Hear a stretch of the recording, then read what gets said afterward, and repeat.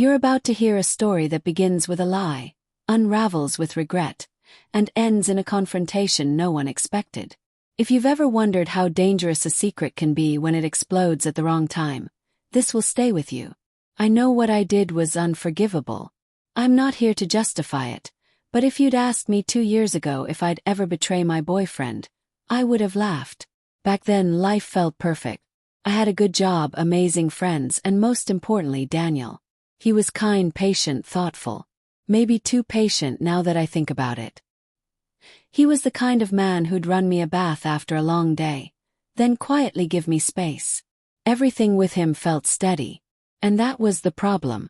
Because while Daniel was stable and safe, I craved chaos. And when chaos appeared, I let it in. Started with Evan.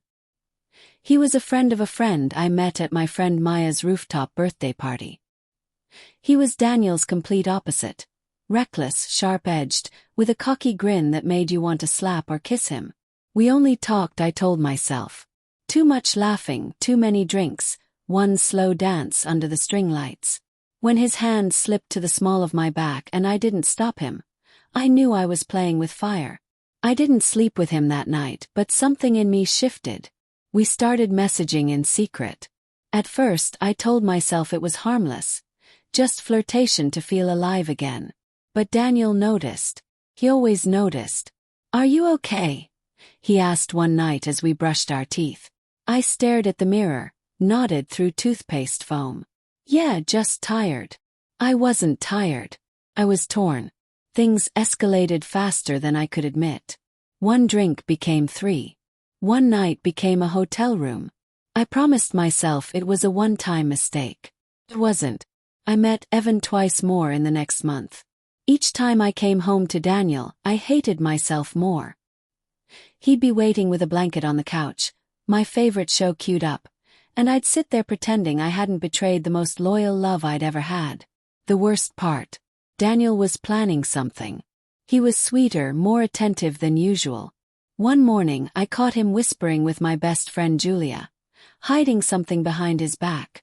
I thought maybe he was going to propose. For one horrifying second, I realized I might say yes just to bury my guilt. But the proposal never came. Instead, I got the harshest wake-up call of my life.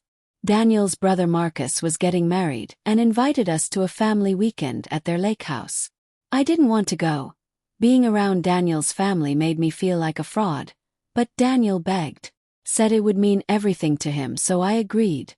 The lake house was beautiful and peaceful, but I was on edge. My phone wouldn't stop buzzing. Evan didn't know I was away and was sending risky texts. I kept turning my phone face down. Then came Saturday night.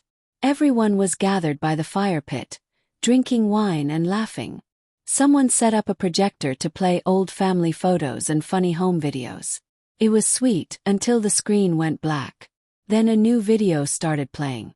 Not a family memory. It was me. In a hotel hallway. Laughing. Kissing Evan.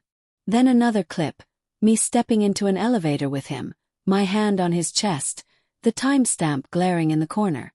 The room went silent. And then someone whispered, "What the hell?" I turned to Daniel.